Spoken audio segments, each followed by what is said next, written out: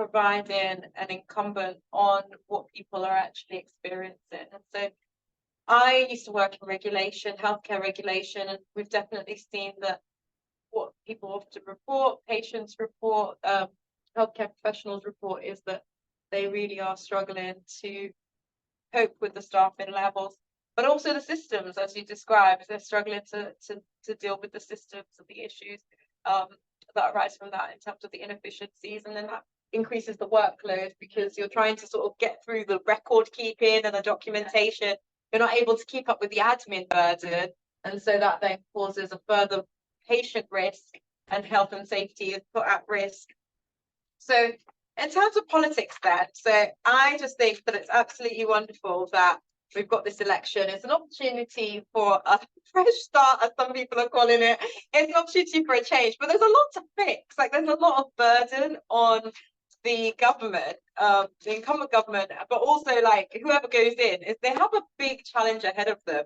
And it's not going to be easy by any stretch of the imagination. So I really just wanted to get a little bit more in terms of what we think the hospitals need to change into. What do we think needs to happen privately? What do we think needs to happen? What needs to be different for it to work better for our healthcare system in the UK? What do the government need to do? I think they have tried. I'm going to speak from the pharmacy point. Yeah.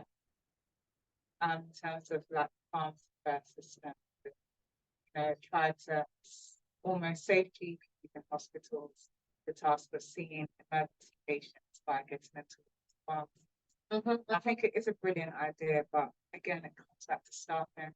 The pharmacists can't be expected to check and then see patients while looking in. So a great idea to that idea, or maybe get two pharmacists actively working, one person seeing the patients, or one person who is clinically skilled to see the patients. It's not all pharmacists have these skills.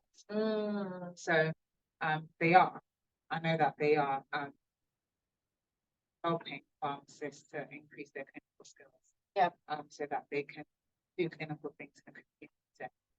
So number one, increase the staffing, and I think space is very important. Most pharmacies, I would say structurally, in terms of building setting type, are not structurally ready for that.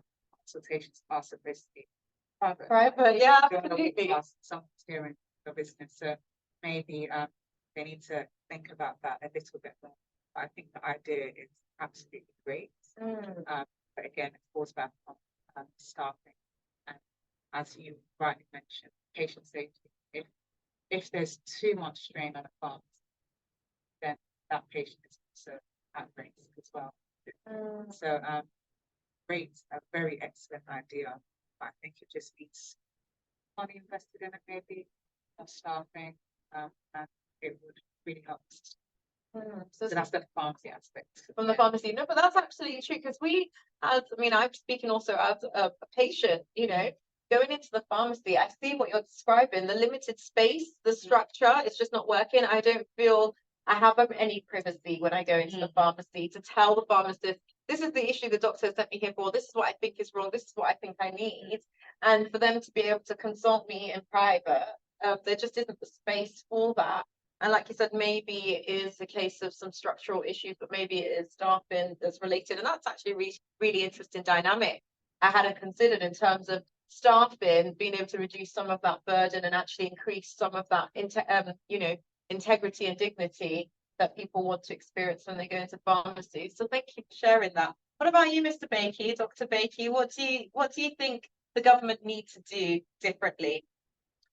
Okay. I think again, staffing is another. What do they need to do about the staffing? I think so. I think there are two main things: funding and incentivization. I think one of the problems that we have, for instance, is starting out as a junior doctor, you can't get paid. Which I think after 5 years of university plus all the debt you accrue, so mine is around 100,000. It doesn't. It's not.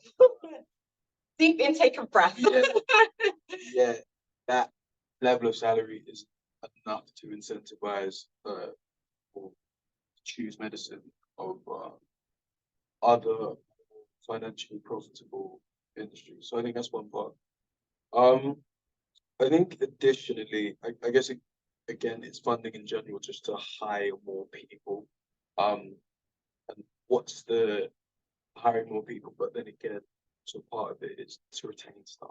Because a lot of the time, one of the problems that has been happening since the inception of the NHS is that people get degrees here and leave to go to other countries. That's something that you've been seeing constantly since 1948, basically. So yeah, I think those would be two of the biggest reasons. And then I think also sometimes it is possible to get frustrated with some of the lack of resources whilst you work. And that in itself can be challenging. So I think, for instance, this week I had a case. I was dealing with this 22-year-old woman, and we suspected she had appendicitis. We needed to get her scanned for an MRI. You can't do a CT because of the radiation. So when you've got two young fetuses, yeah, that's not really an option. But it took about 3 days for us to be able to get the scan. One, the radiologists aren't in there, and then there's not enough staffing there, but then two, there aren't enough. So that can be another problem where you feel like you might want to go work somewhere else just so you're not in the providing the best care, Yeah. because of the lack of the shortage of equipment even. Who knew that that was such a challenge? We saw in COVID, we knew that the equipment was an issue. That's when it sort of surfaced as these are major concerns with equipment and, actually having the resources available to do a good job. But actually, if it's still happening now, that's really sort of concerning, isn't it? What do you think the government needs to do then in relation to, you mentioned staffing, you mentioned incentivizing. Let's hear about these incentives. Do you have any ideas? Because people are leaving the country. People are leaving the profession, even if they're not leaving the country, they're going into other professions, and that's a trend we're seeing increasingly. Yes. So again, it's inescapable that in any form of job, the number one incentive has got to be salary. That needs to go. That needs to go. Other than that, I think sort of in terms of the rota can be very sort of really affect your work-life balance. So I think that's one. I think if you make it more so that you're doing less unsociable hours, and not even just that, sometimes it being better spaced out, so it doesn't feel like at times your whole life is monopolized by one. I think those things. Yeah, you need that balance. You need to address that balance. And that takes us nicely into sort of mental health, because we know that mental health crises are on the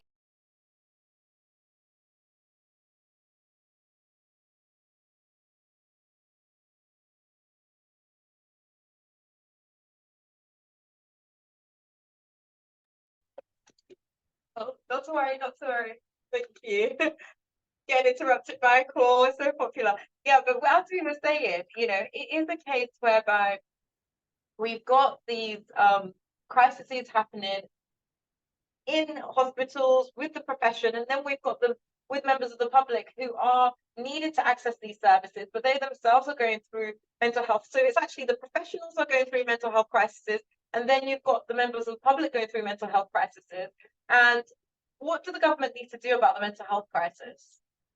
Well, not that you're going to have all the solutions. I mean, because I play in this space, have done that the last 3 years based on personal experience as well.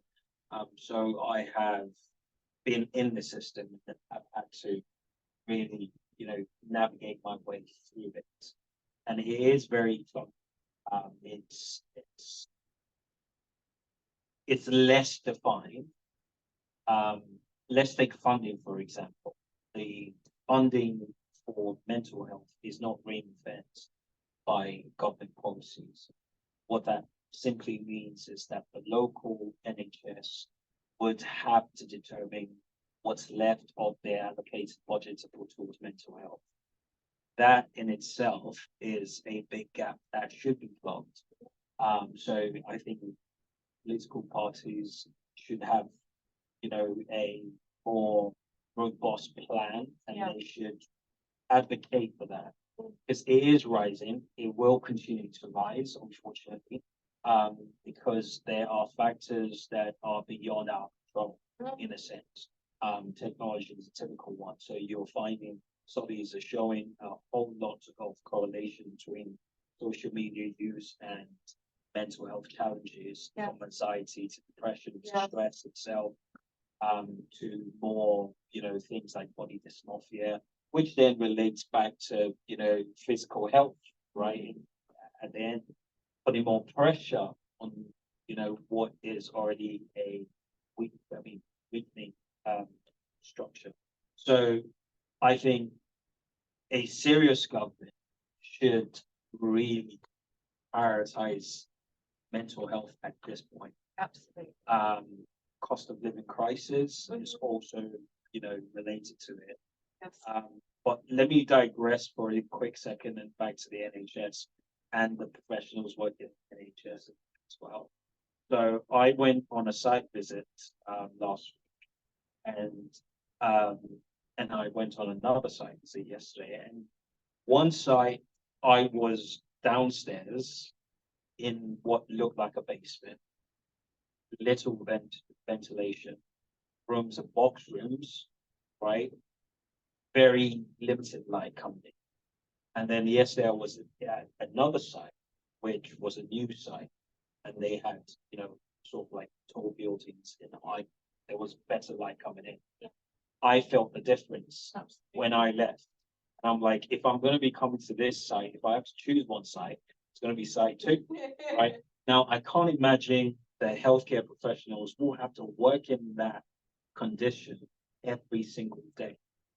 The unspoken mental health challenges that they're facing themselves, because it's not healthy in that sense. It was probably built during World War II, right, or after World War II, and it's suitable then, but now it's not as. So that infrastructure needs to change as well. But yeah, I think a serious healthcare crisis, like it's state of emergency, if I would put it that way. Like, okay, we've got to deal with this. Yeah, absolutely. I think it's so interesting that you mentioned in terms of prioritization, and the local authorities having to choose between somebody's mental health or a set of, the public's mental health and other services which are in desperate need. We know education and other areas are in desperate need of funding as well. But really, the government should absolutely be prioritizing the mental health of the public and of healthcare professionals, which is where I think a huge gap is that the new government need to address. I think that's really insightful, and it brings me on to really what keeps us all going, what keeps us going? What keeps you as healthcare professionals or working in the healthcare sector, operating in that space? What keeps you personally going? What motivates you? Because we know that, the elections are coming up. This could influence people's votes because people want to know that you care. They want to know that they have a government that cares about their health, I would say. But what keeps you going? Resilience is always spoken of, but in practice, it's a different matter. What about you, Nina? What keeps you going? I would say that where I'm currently connecting with patients. They're not things.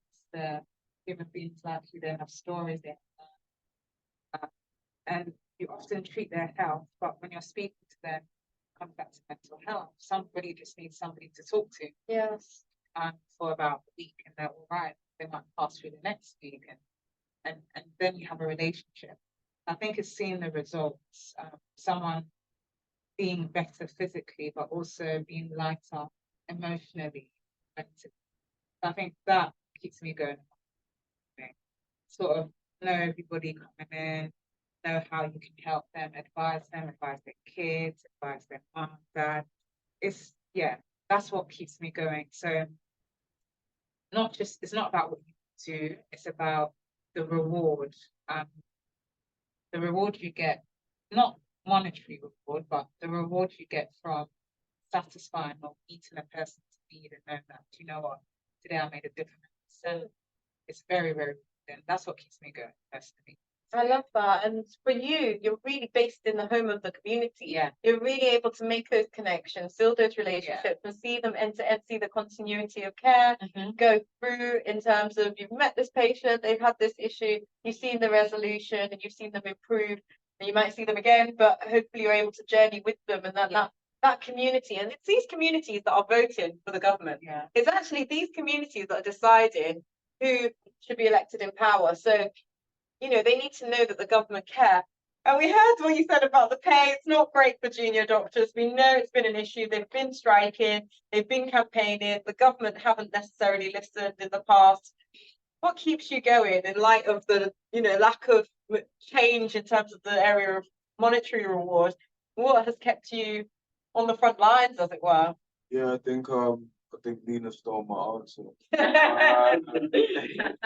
I think it's definitely about 100%. I think that to me is the biggest part of my job because it's just incredibly sociable in a myriad of ways. You have so many different staff you have to work with, from nurses to healthcare assistants to doctors, external departments, so pharmacists, everyone. Admin people. And then additionally, of course, you have all the patients that you connect with as well. Even though they can be quite short lasting, they can also be very intimate ones. So yeah, so I think that 100% is the biggest incentive. I think other than that, I quite like problem solving. Yeah. You have a lot of problems to solve Yeah. without being able to get a scan for how many days? That's ridiculous. Yeah, so that sort of situation, you just need to become being able to find a solution. Yeah, absolutely. I love that. And that's a clear message to our government. They need to care about the people, as you've both said, and they need to solve these problems for the people. It's a clear message the government need to hear and take action. What about you, David? What do you say needs to what motivates you in this space? You mentioned the infrastructure challenges. What motivates you in terms of the work you do with mental health, for example? What keeps you going? I think for me, it's the potential patient outcome, right? You can't guarantee what the outcome will look like, right? But what you can do is you can look forward to seeing fruit of the work turn out to be a positive patient outcome. If that makes sense. Yes. Right? And I think that just keeps me going. Just the potential of, I was for about 7 years, I was supporting using IT and technology, providing IT solutions into the healthcare industry. And for me, it was potential of that technology and what it can do to improve processes, things like that. Now I'm more on the front end, getting closer to the hospital. And I feel like, just getting closer to the patient, right? It's amazing. Like you kind of, you almost forget the hard work. You forget, the unsociable hours you're working. And you just go there because you look forward to that patient, having a positive outcome for the dosage that you gave them the night before, for example. Right. So all of that, and within the mental health space for me, I went through a really dark time, and I called myself the privileged healer, in the sense that prior to my breakdown, I was heavily exposed, right, to techniques and psychological things. So I was able to. I can only imagine someone that isn't as exposed, they would just be in that rabbit hole. And then I got support from colleagues who were there. So I was really blessed with that community. So within mental health, what I would really love to see is more people destigmatize mental health, right? I want there to be a day where we talk about mental health like you talk about a migraine, talk about a headache. I don't look at you funny when you say you've got a headache. But when somebody says I have a mental health challenge, we start to look at them funny. And for me, it's like we're all. I mean, I've got this plaque in front of my study that says we're all crazy. It's not a competition. So it's like we all have mental health challenges, all of us, except we're lying to ourselves. There's anxiety moments, coming here today talking to you about this. It's like, okay, I don't know what It's a bit to vulnerable, yeah. Yeah, so there's always that challenge, and it's that looking forward to destigmatizing, which ties back to potential outcome. Like one day I hope that we're able to do that. Amazing. I really love that because those are all different motivators, but they're also key. And these are the things that keep people in healthcare, keep them supporting healthcare. And as you said, David, it's really about those outcomes because, the fact that you can make a difference, the fact that you can see a change, you're actually making change happen and bringing that transformation about is really powerful. And mental health is so important. And we know it has had this stigma for so many decades, particularly in the, ethnic minority community. And that's what I want to go on to discuss now. And it's really around ethnic minorities and the inequalities in the healthcare system. I've witnessed it in my own sort of experience, my sphere of influence, where I've had relatives that have been in hospital and they've had a condition that hasn't been well known because it's not prevalent in the dominant sort of Caucasian society, but it is something that is dominant with ethnic minorities, and they didn't know how to treat it. So simple. And I was working for a regulator, healthcare regulator, and we put on a panel talk to discuss what can we do to address these inequalities, but they're still there. And we're trying to make steps forward and take strides forward, but they are still there. And I just wonder if that's one of the motivators for why ethnic minorities feel so disengaged with politics, feel so disengaged with what's happening in the UK. And I know it's a strange tangential link, but for me, it is a link because I think, what are you doing as a government? You've got the health minister, you've got others that are responsible for the health services in the UK, and they are not necessarily taking the steps to ensure that these inequalities are addressed. And so how do I feel safe as an ethnic minority recipient of those services, knowing that I might not be, in the labour wards, I've got less chance of survival than my counterparts, my white counterparts. That's a fact that we're all aware of now, So what do you think about inequalities in the healthcare system? Do you think they play a role? Do you think they're a thing of the past, or do you think they're still, do you see them in your day-to-day life? And what do you think should be done about them? I think inequality is something that's just not focused just on the healthcare system. It's in the world system. Yeah. You see what and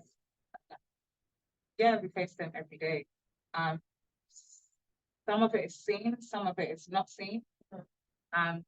We're talking about the patients here, yes, but also as a worker. As a professional, yeah, does it affect you?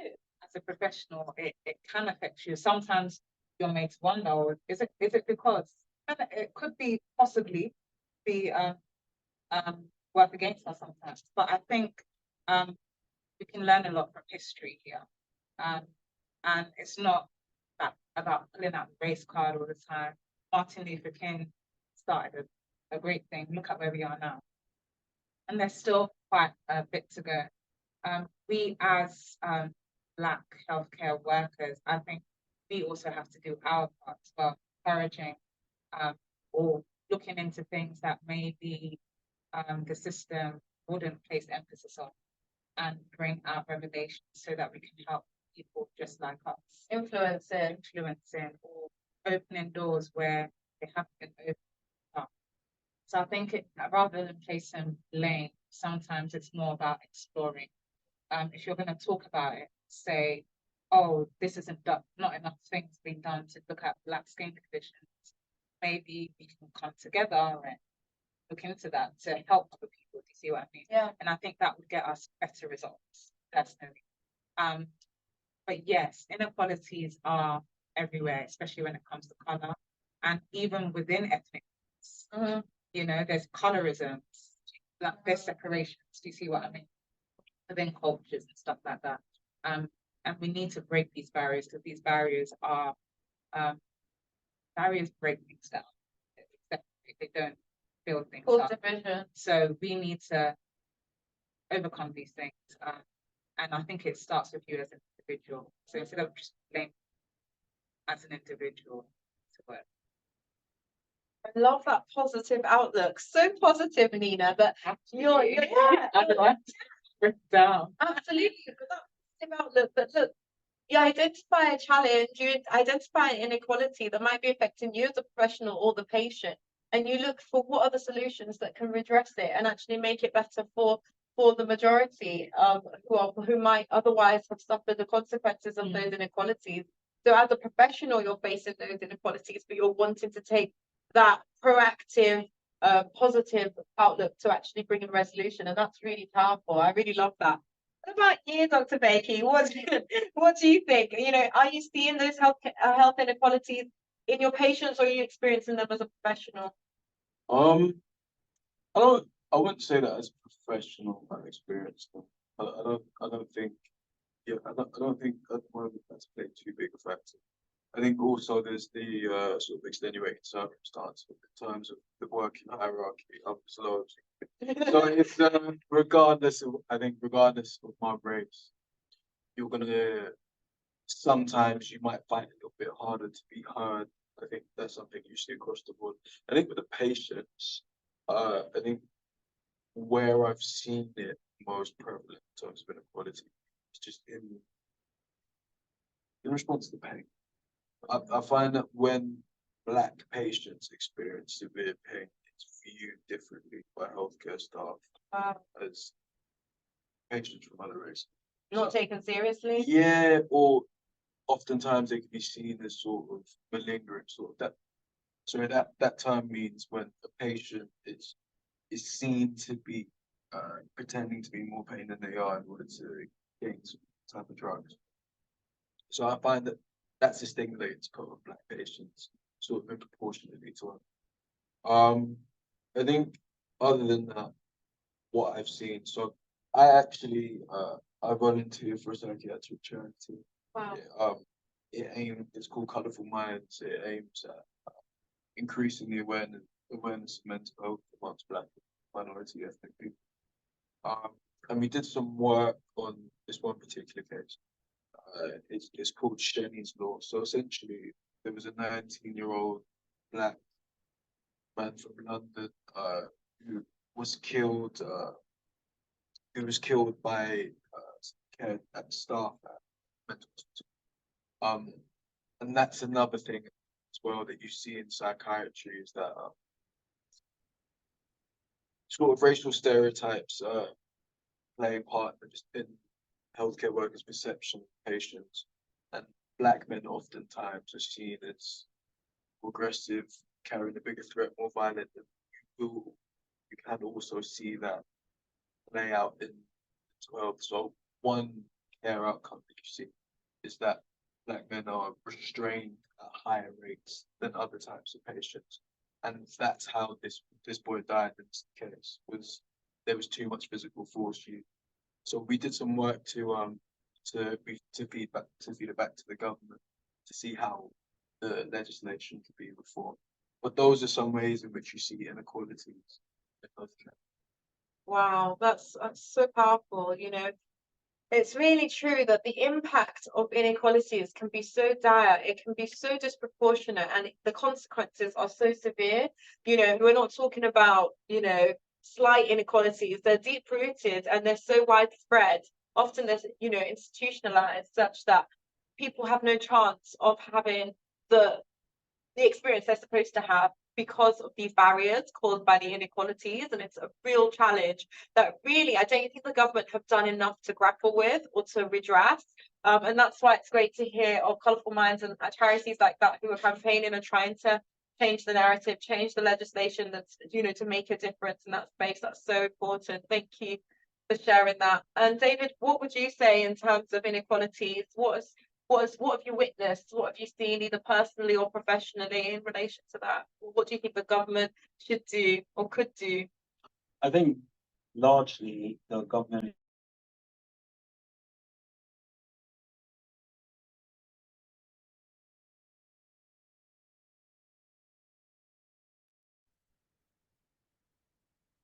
Yeah, so about how deep rooted the issue is. And the issue is beyond, I think it also extends to the education.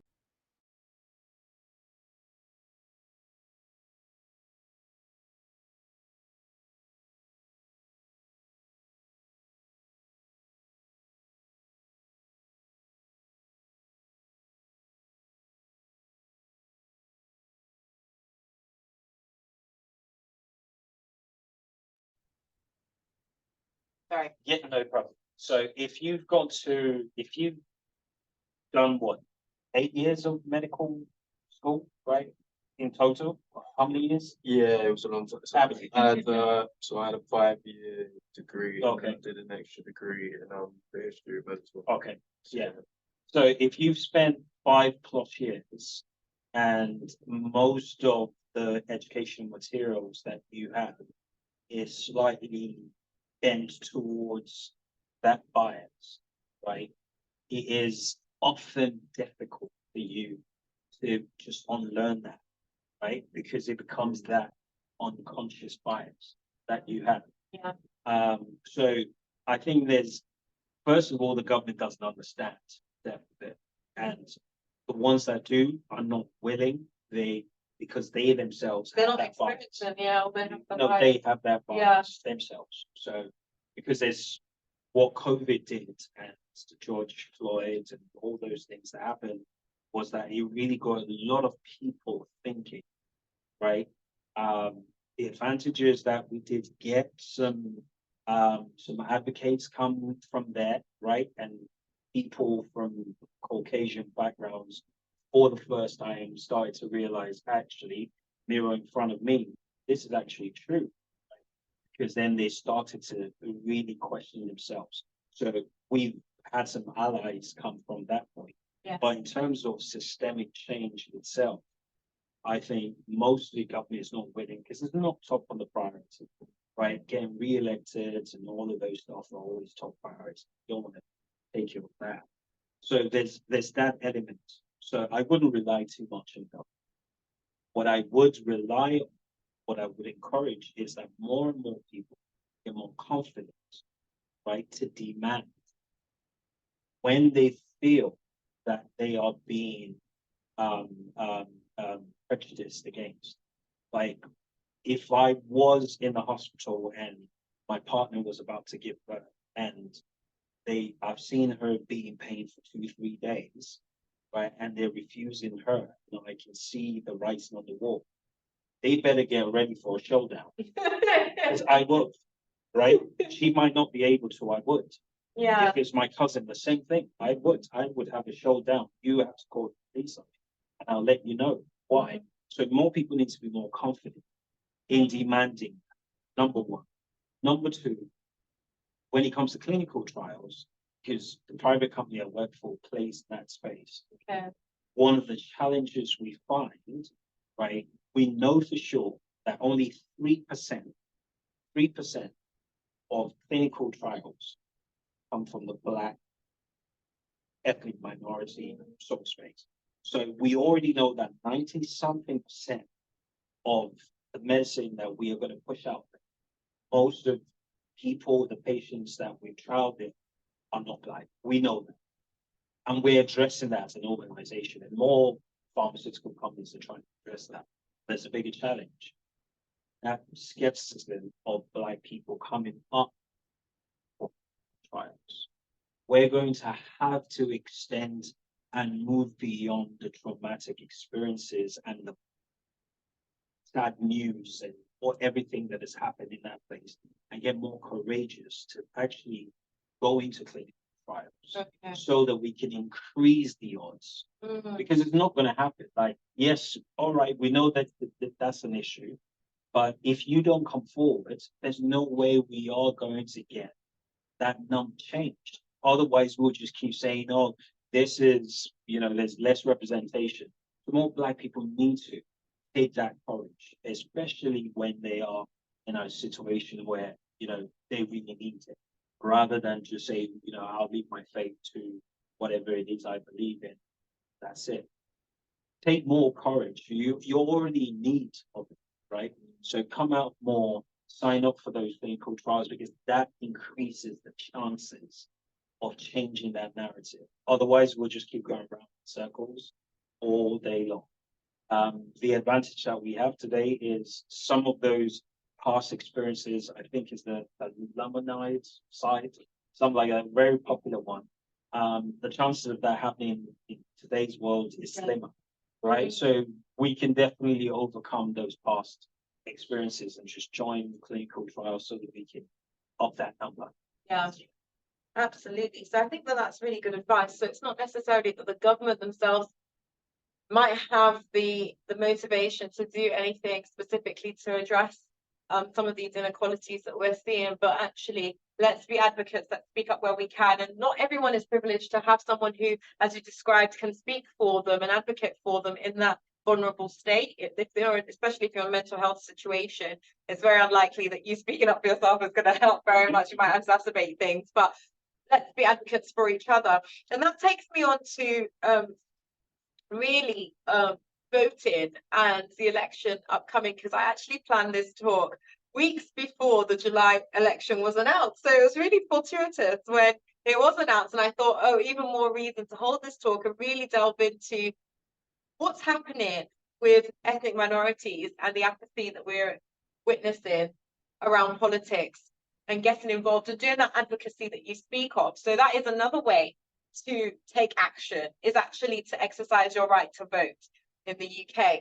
And that is another way to bring about change, by voting for the party that you feel best represents you and represents your needs. And so what do you guys think about, we're all ethnic minorities here, and we have, I've certainly seen apathy amongst, I speak to my friends, I speak to other professionals, and I see that there is complete zero interest in politics, particularly amongst the younger demographic that I have in my circle. And it's kind of like, what can be done about that? And does that link to healthcare, or is it just other factors? What's causing this apathy amongst us?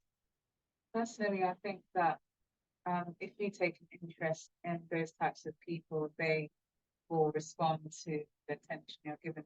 I think it's not just for Black, just for different people. Absolutely. So if you want people to vote, you must appeal to their needs. If you're not addressing their wants and needs, why are they going to leave their house? Vote. I think it's that simple. You need to come down to people's level. It's more about a relationship or a connection.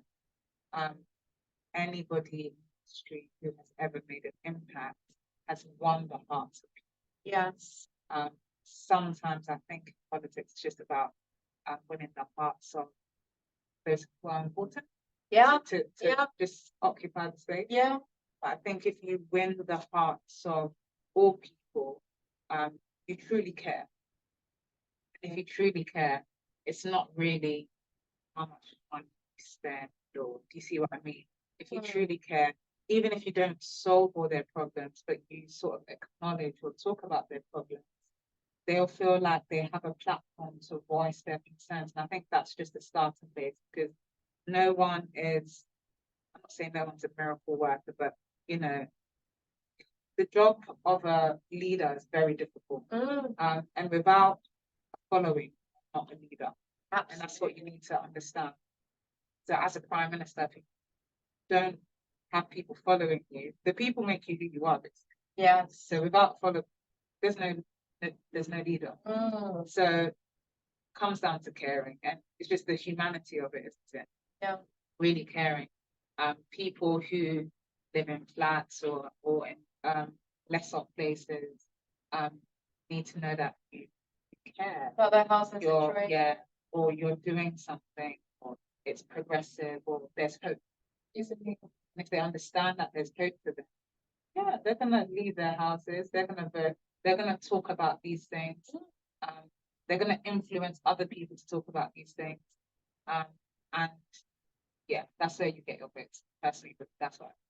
I love that, Nina. Absolutely love that. You need to really connect to the people. You need to go where they are, hear what they're saying. And we see that the politicians, they're already out there. They're doing their usual circuits to get people interested. But are they talking? I found some research, and as you were speaking, I had to look for it because I found some research that was done quite recently with respect to youth engagement.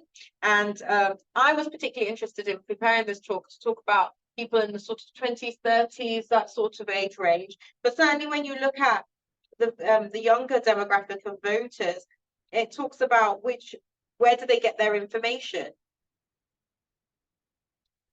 You said TikTok, but this is right. I mean, it's talking about social media is it's the number one place that people are getting information. The number one platform is Instagram, followed by TikTok, Twitter, YouTube, and then Facebook and Snapchat, Reddit, WhatsApp, and Thread. So it talks about social media is just there. It comes up on my feed. I don't need to look for it. That's a quote from this piece of research. And I think that's so powerful because it's exactly what you were saying. It's going to where they are. It's talking about what they're interested in. It's meeting them and talking about things that are most interested in. It's interesting that the youth engagement survey, this piece of research, also talks about the most interesting area is health and education, which is why, again, I wanted to put on this talk to talk about the link with health.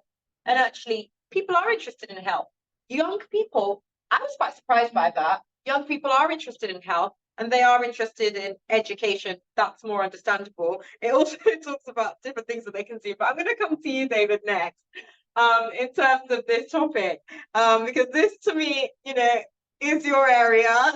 And I'm really interested to hear, what do we need to do about ethnic minority voters, young voters? What do the government need to do? What do we as a society need to do to encourage and redress this issue of apathy? So, this for me, I might be slightly biased a little bit because of my political bent and my membership, but I think we can't keep waiting for the government to come to us. As a politician, I will tell you, I'm expecting you to think that way. And if I'm expecting you to think that way, that means I can manipulate when the time comes, when I need your vote. We need to stand up. I think people need to realize how much battle went into getting your vote, your rights to vote. People died in order to make sure that you can vote. People need to realize that. And I say this, if you don't, so I got into politics less than two years ago, about 2.5 years ago, for this reason, right? Well, there was a comic side to the reason why I went to it in the first place, but I've always had a political bent. But I got tired of talking, right? And when I went in, I realized, and knocking on doors, I've knocked on, in my constitution, I've probably knocked on no less than 600 doors, or no, actually maybe about 1,000 doors in the last 12 months, right? So I've knocked on doors and I've engaged people, and I see a particular demographic that will vote on the day. They don't look like you. And when I engage people who look like you and I see the difference quality of conversations we have. I see, even much more important, the fire in your eyes to go vote. We talk a lot, and I think that's one of the biggest challenges, especially young voters. Young voters, because they've got TikTok and they've got all of that, right? Or young people who are eligible to vote, because they've got all of that, they think they know everything. And they just talk on election day, show up. Very few people would say, actually, I'm going to uni, but I will register at home and I will do a postal vote, regardless of the fact that I'm not at home. Right? When I meet people like that at the door, I'm like, please give me a hug. Because I'm like, that is dedication. That's dedication. That's Because commitment. if you don't do that, right? If you decide and say, well, it's none of my business, guess what? The only reason why fools continue to rule you because you allow them to do so. The only reason why someone that doesn't have your best interests at heart continues to rule you is because you allow them to do it. And until you stand up and say, no, actually, this political party or this person does not have the best interests of us at heart. Therefore, I'm going to mobilize 10 people in my church, 10 people in my mosque, 10 people in my community. I will wake them up. I will go to their on voting day. I will be the one at their door, and I'll say, "Let's go for a quick walk. I'll buy you coffee, just so that you can vote." So it's not about us. It's not about us expecting the politicians, as we were saying, to come to us. We need to go to them. We need to go and exercise our right to vote. And I just find it interesting because a lot of this generation, it's all about doing what is actually going to make a difference. I don't know if it's Gen Z we're talking about, millennials, or whichever bracket we're talking about in terms of age groups. But ultimately, a lot of it is focused, a lot of what you see on social media is focused on what difference will it make? You know, why would I go and vote if it's not going to make a difference? And one thing that came to mind is, do they even need the vote of ethnic minorities? Because I think that is another deterrent. People don't think their vote is needed, hence they are not voted, even though they are not even you're not even in the running if you don't vote to make a difference, to have your say. So my answer to that is the last local elections. Look at what happened, right? The Tories did.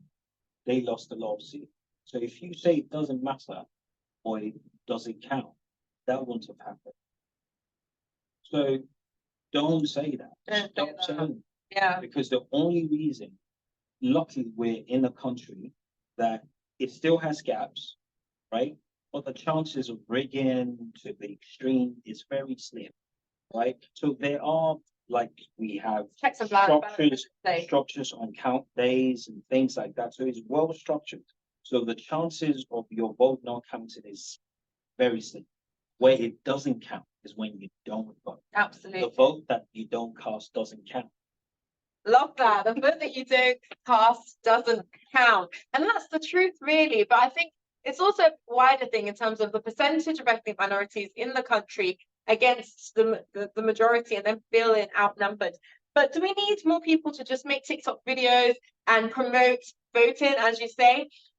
You're probably the youngest one here, Dr. Bakey. What do you think? Are you of the TikTok mindset? Are you thinking we just need more people to advertise and say that they're voting and actually advertise that? Because we saw that in Nigeria. So, you know, I'm Nigerian by origin, and I saw a huge, over the last few years, we saw this movement before coming up to the election of youth, empowered youth, who decided that they were going to make a difference and they were going to bring change. And that was the first time in my entire life that I've seen that movement occur. And it made such a difference, despite the challenges. To see the mobilization of the youth was fantastic. Is that what we need here in the UK? I think so. I think that would be very, very helpful. Making a more concerted effort to sort of push each other to go to the actual votes. But I think also another problem that we have in this country is we don't facilitate open political discussion. I think, Like this. yes, yeah. And I think that's a big problem because it really makes it difficult for people's minds, people's allegiances with parties to actually shift. And I think when we do look at the demographics, I think all young people, all ethnic minorities going to vote is obviously going to have a significant impact. But the truth is, I think this country is still 88% white. And I think also if you want to effect change with in terms of who actually ends up taking power. I think having being able to have a conversation with your neighbor who might look differently to you, who might be of a different age group to you, is also very, very useful. And I don't think there's a big enough space for that currently in today's society. I love that because I've been reading, and some of the research that I've been looking into, it talks about intergenerational barriers and how, and we saw that with Brexit, you know, some years ago. We saw that, you know, there was a certain demographic of voters who were saying, we want Brexit, we don't want Brexit, for Remain and, you know, for Leave camps. And it caused a lot of division in my family personally. But having those conversations was so key. You can actually influence each other, and it fosters that environment of interest, and it motivates people to take action and exercise their right. And ultimately, that's what we want. We want people to exercise their right to vote. As you said so rightly, so well, David, that people fought for this right, and we deserve it. We need to vote, whether you are young, whether you are more mature, wherever you come from. If you are eligible and you have the right to vote, you should exercise that right, because to not do so is to discredit those who've gone before. And, you know, I just want to leave us, because we have, our time is fast spent. We clearly need a part 2, and we're absolutely going to look into organising that, because as you've just said, Dr. Bakey, we need more conversations like this to really garner that interest and to garner that movement that we've seen elsewhere. And we haven't even been able to touch on the fact that this is the biggest election year that we've seen for decades. All over the world, we're seeing elections happening. So we are not just seeing it here in the UK, we're also seeing it abroad. And we need to learn the good practices from elsewhere and look to how we can imbibe that here where we are. But I think we're going to have to close for today. And I just wanted to hear just some fun facts from each of you. What are some of your other passions and pursuits when you're not thinking about healthcare or politics? And what's next for you? So those are my final questions, if you each take it. Maybe we start with you, Dr. Bakey. What are your other passions and pursuits, and what's next for you? That's a tricky one. To be honest, I think myself, I want to get into the content space. Personally, I want to go into psychiatry, so I've always thought it'd be interesting to go to it, to get more in depth conversation. I think I like martial arts a lot. I want to go back to training.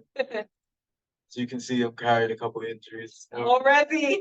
Once we gear up to do that. And I think yeah, I think those are the Interesting. It's great to hear you've got some variety there, multifaceted, with some exercise to keep your well-being on top, and some really good pursuits there in terms of psychiatry. Thank you for sharing. David, are you going to do a campaign? Are you going to do a pitch?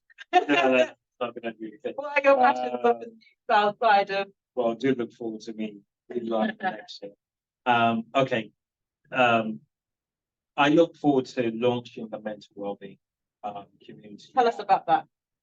So I'm out of my experience came this desire to use artificial intelligence to improve mental well-being and plug some gaps. We have high shortage of mental health support workers. So how can we use artificial intelligence to plug that gap? How can we encourage more people to self-assess and early diagnose themselves? Because from my experience, I realized that a breakdown happens in bite sizes stages. And in those stages, you're able to, early diagnose, you stand a better chance of recovery, things like that. So we're using artificial intelligence to build a self-assessment platform where anyone can go on and self-assess themselves. And I look forward to building that community, a community where we share, talk about mental health, laugh about it, talk about our experiences, laugh about the crazy things. I mean, I look forward to people who have gone to the hospital and come back out and confidently laugh about the crazy things they said while wearing walked, right? Just so that we can just really destigmatize this thing, right? So that people don't keep having PTSDs and falling back and relapsing when, you know, a temporary diagnosis now becomes a life sentence. And I think that's unfair for people and the purpose that God has created them for. So that's one thing I look forward to. And then I look forward to my 40th birthday in Portugal. Everyone invited. Fancy a trip to Portugal. Yeah, So, amazing. Thank you so much for sharing. And you know, as you say, normalizing mental health challenges and barriers, and actually the experiences that we are all facing in different shapes and sizes. And are you able to tell us the name of this app, or is it? oh yeah, it's EFRA. It's called EFRA. Yeah. And how do we spell that for those watching? EFRA. EFRA. So check that out. We'll try and put some links below, as the social media savvy people will tell me. Nina, what are your passions or pursuits outside of the working space? What's next for you? Still sort of in my workspace, to be honest. Oh, yeah. Training up front. So Okay. people who may not pass their exam, just giving them that confidence, because just because you don't pass the exam doesn't mean you're good enough. But short as it is as healthcare professionals. Now sometimes I think that encouraging people in that area gives them that confidence to come back stronger. So training other my fellow pharmacists or younger pharmacists and giving them another outlook on pharmacy. People are so stuck in pharmacy as, oh, you know, just work in the shop and just check. And I just think it's so outrageous because there's aesthetics, which I'm also into. I make cream. Just so many different things you can do. It's quite diverse. It's so diverse, it's unbelievable. But the majority of pharmacists, we are so in a box. It's so serving personally. So once you have them under your wing, you can expose them to a world of possibilities. And it's like they actually start dreaming and they're not just checkers. Because after 3 years of checking, I was ready to check out. It can actually do a lot to you. So I'm really, really passionate about it. I think I'm doing it without knowing I'm doing it. But I'm hoping that I can become bigger, better, something that I can push. And yeah, just enjoying my little kids, 2 and 1. They're growing fast. So They're yeah, at that cute stage. they're at that cute stage. I need to catch them at this cute stage before they turn teenagers and all. So yeah. Take advantage of this time. But I love what you said about development and, you know, So awesome. providing that, you know, education to others coming, because there is a lack of knowledge. You know, when I first started in healthcare regulation, I was in another type of regulation, but prior to that, I didn't actually know very much about regulation.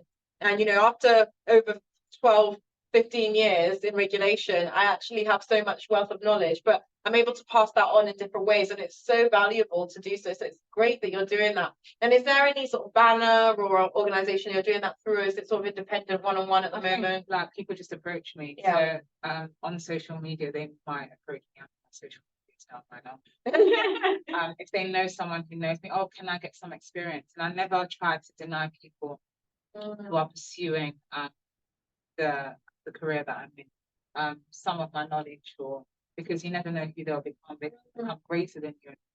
Great change. Do you see what I mean? So I think it's just so important to engage, bounce off other people. I learned so much from these young people. Wow. Yeah, let the ladder back behind you. And So they I'm sure they take something from me. It's just bouncing off other people is so important and so much more than you do in the uni sometimes. So yeah. Yeah, absolutely. And you know, like you rightfully said, just because you failed one exam doesn't mean your life is over. Exactly. I mean, That's part of mental health, isn't it? yeah, many of us resilience. Yeah, Like reinforcing that, you know what, you can. Because failing an exam can do a lot to you, you know. I mean, it can do a lot to you. So making people feel that they are adequate, they are able to, they can do it again. Yeah. And it's nice to see. Thank you all so much for watching. This has been amazing. I've really, really thoroughly enjoyed, you know, sitting down and speaking with each of you.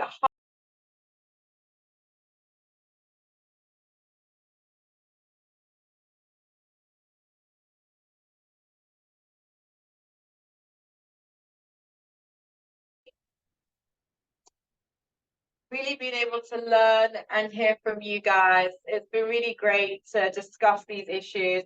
I hope that everyone watching is really able to take this forward, educate, share, advocate for people to vote, learn, get involved in politics. Just start a conversation. It can start there. Start a conversation with someone near you, like you said, your neighbor.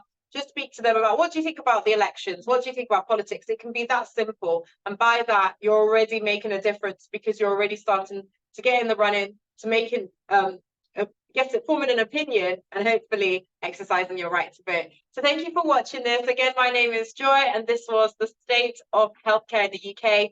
We hope you enjoyed watching, and stay tuned for the next video. Thank you, and bye-bye.